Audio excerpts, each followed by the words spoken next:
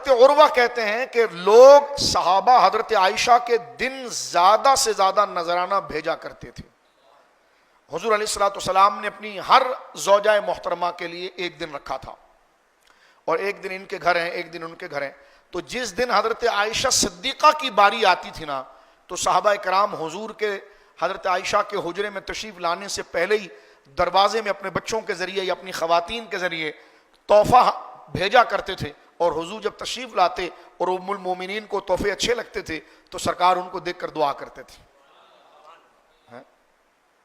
تو حضور کا دل, وہ کہتے ہیں نا دل جیتنا, تو حضور کے دل میں اپنی جگہ بنانے کے لیے صحابہ کرام کیا کرتے تھے؟ فرمایا حضور کے دل میں جگہ بنانا ہے تو حضور کی جو محبوبہ ہیں ان کی خدمت کرو. فرمایا کہ وہ تمام جو ازواج مطہرات تھیں, حضرت عائشہ کہتی میری جو صاحبات تھیں یعنی دیگر ازواج مطہرات تھیں, وہ حضرت ام سلمہ کے گھر جمع ہو گئی اور کہنے لگی اے ام سلمہ, اللہ کی قسم عائشہ کے دن زیادہ تحفے بھیجے جاتے ہیں, حالانکہ ہم بھی عائشہ کی طرح بھلائی چاہتی ہیں, ہم بھی حضور کی بھلائی جتنا عائشہ چاہتی ہیں رضی اللہ عنہا اتنی ہم بھی چاہتی ہیں, تو پھر ہمیں اس سے مستفیض کیوں نہیں کیا جاتا ہے؟ ایک طبی تقاضا تھا. تو پھر کہا کہ فمری رسول اللہ, سب ازواج نے کہا کہ ام سلمہ تم جاؤ حضور کے پاس اور یہ بات تم کرو حضور سے کہ ہم سب آپ کی خیر چاہتی ہیں. تو پھر جب ہماری باری ہوتی ہے تو یہ اہتمام نہیں ہوتا, حضرت عائشہ کی باری ہوتی ہے تو یہ اہتمام ہوتا ہے. تو اور کہ آپ جائیں حضرت حضور علیہ الصلوۃ والسلام کے پاس اور حضور سے درخواست کریں اس بات کی کہ یا رسول اللہ سب کے لیے جو ہے نا وہ تحائف برابر ہونی چاہیے. اب بات دیکھیں عدل کی کر رہے ہیں کہ سب کے لیے تحائف جو ہے وہ برابر ہونے چاہیے.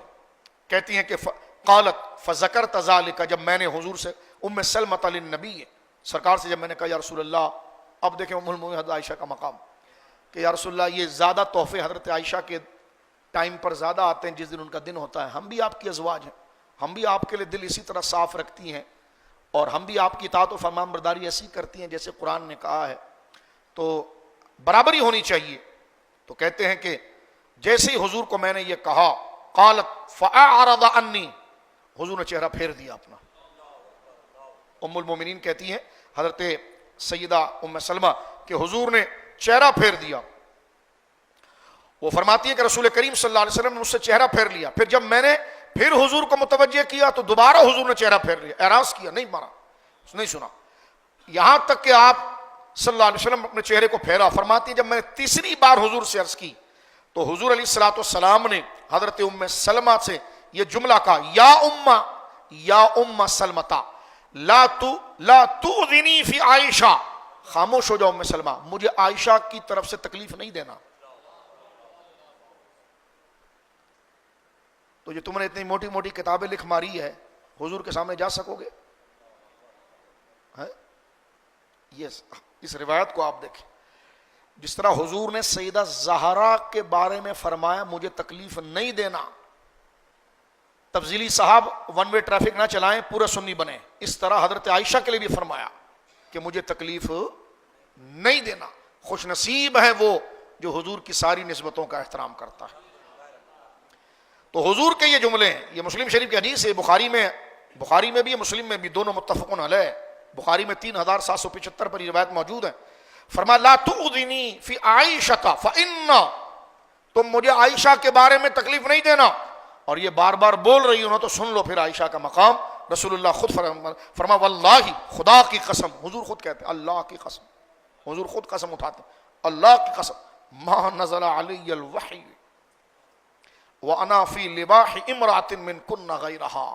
فرما میری عائشہ کی پاکیزگی وہ ہے کہ کسی اور ازواج کے ساتھ میں ہوں تو کسی کے ساتھ مجھے بستر پر وحی نہیں آئی, لیکن خدا نے میرے لیے وحی بھیجی تو اس وقت بھیجی کہ جب عائشہ میرے ساتھ تھی. یعنی یہ سیدہ کی پاکیزگی ہے, وہ میری لحاف مبارک کے اندر ہے اور اللہ وحی نازل فرما رہا ہے.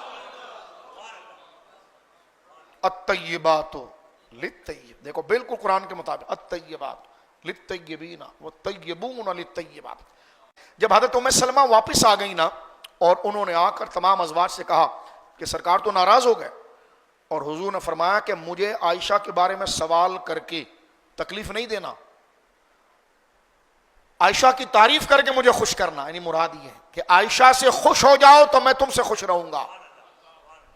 رضی اللہ تعالیٰ عنہا. عائشہ کے بارے میں کوئی بات کرو گے, اور بات کون سی؟ تم نے تو پوری پوری کتابیں لکھ ماری ہے, تم نے تو جمل میں ان کو باغی ڈکلیئر کر دیا ہے.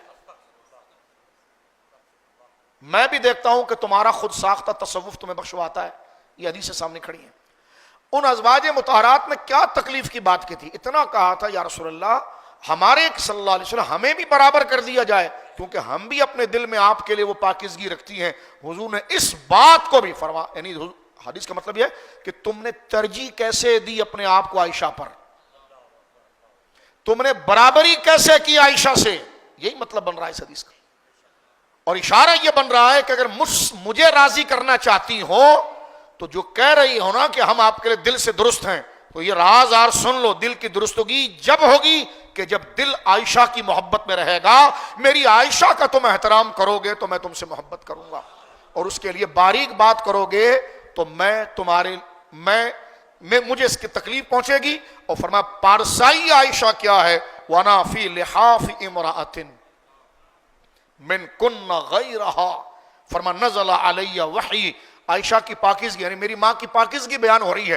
فرمایا کوئی میری زوجہ ایسا نہیں کہ جو لحاف میں میرے ساتھ ہو اور خدا مجھ سے کلام کرے, لیکن عائشہ میرے ساتھ لحاف میں ہو اور اس کی پاکیزگی یہ ہے کہ خدا کلام کرے. ہے اب کوئی مائی کا لال جو آئے اور کہے کہ اس بزرگی میں کوئی حضرت عائشہ کے برابر ہو کر دکھا دے؟